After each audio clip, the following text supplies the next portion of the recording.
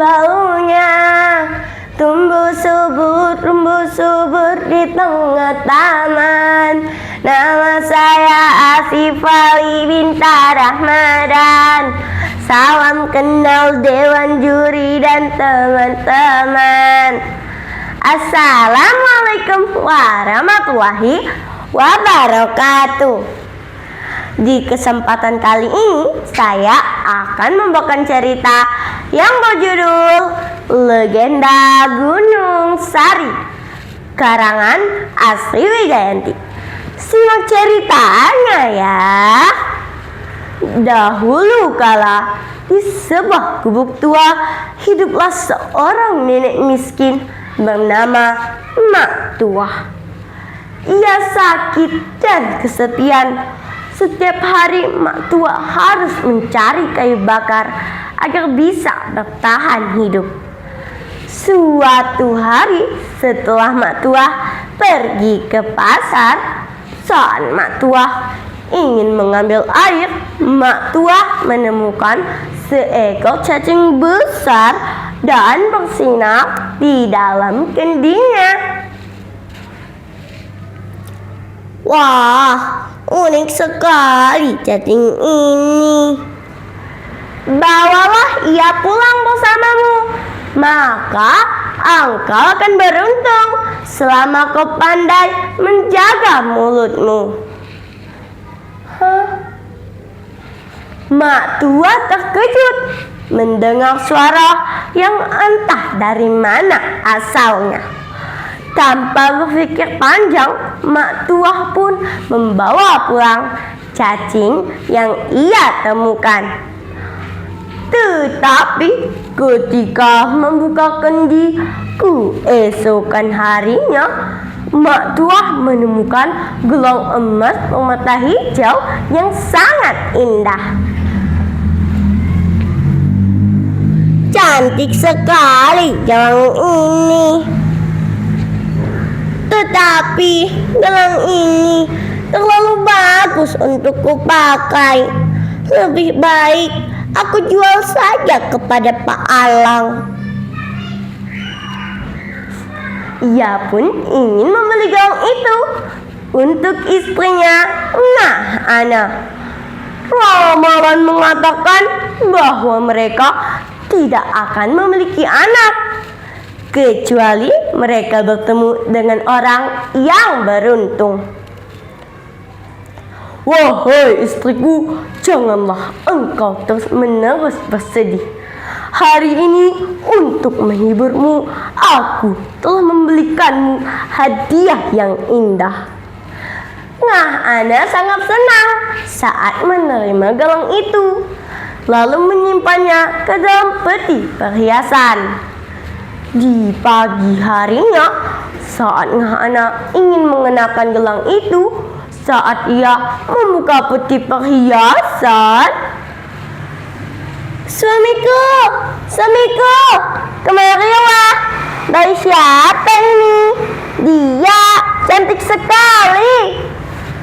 Gelang itu berubah menjadi seorang bayi perempuan yang sangat cantik, yang diberi nama Putri Sari. Pak Alang menyadari bahwa Mak Tuah adalah orang yang membawa keberuntungan, lalu mengajaknya tinggal bersama. Sejak saat itu, Mak Tuah tidak pernah sakit lagi. Putri Sari tumbuh menjadi seorang gadis yang rajin, cantik, dan rendah hati. Putri Sari sangat pandai dalam bercocok tanam, terutama dalam menanam bawang. Keberhasilan ladang bawang Sari menarik perhatian seorang pedagang rempah dari negeri seberang yang bernama Ci Amrat. Aku sudah banyak menemui ladang bawang, tetapi baru kali ini melihat keberhasilan sebesar ini. Apakah rahasianya, Sari? Sebenarnya aku tidak memiliki rahasia apapun. Aku hanya menanam, memberi pupuk, menyiraminya, dan yang paling penting melakukannya dengan tulus. Meskipun sudah dijelaskan, Ci Amrat masih belum puas dengan jawaban itu. Keesokan harinya, ia melihat sendiri bagaimana cara Sari merawat tanamannya. Dari kejauhan, Ci Amrat memperhatikan Sari yang tersenyum dan bersenandung. Inilah kisah seorang petani hidup dan berjuang di suatu negeri yang kerja keras petang dan pagi, menggantung harap mengais rezeki. Sari, apa yang sedang kamu lakukan? Aku melihatmu seolah sedang berbicara dengan tanaman.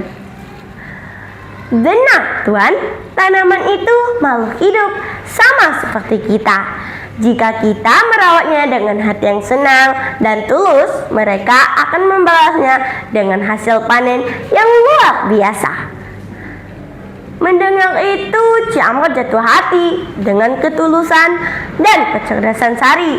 Dengan restu keluarga, mereka pun menikah.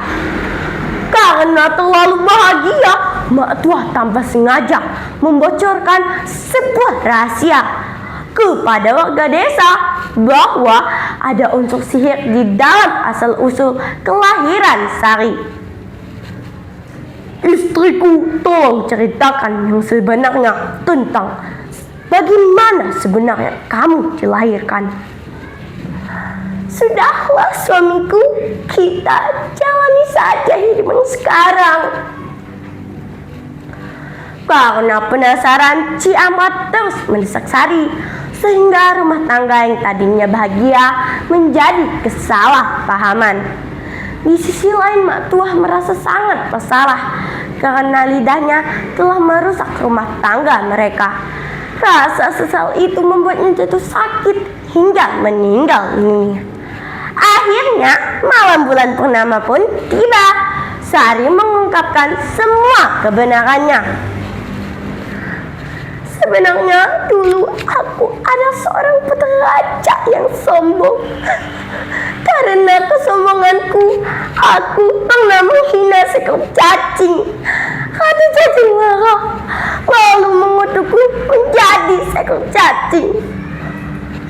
Apa? Aku menikah dengan seekor cacing, hewan kotor yang hidup di dalam tanah. Ketahuilah suamiku, kata-kata kasar seperti itulah yang membuatku dikutuk menjadi seekor cacing. Kita tidak boleh menghina siapapun. Seketika Sari menghilang masuk menyusut ke dalam tanah. Sari, Sari, maafkan aku tidak bermaksud menyakiti perasaanmu.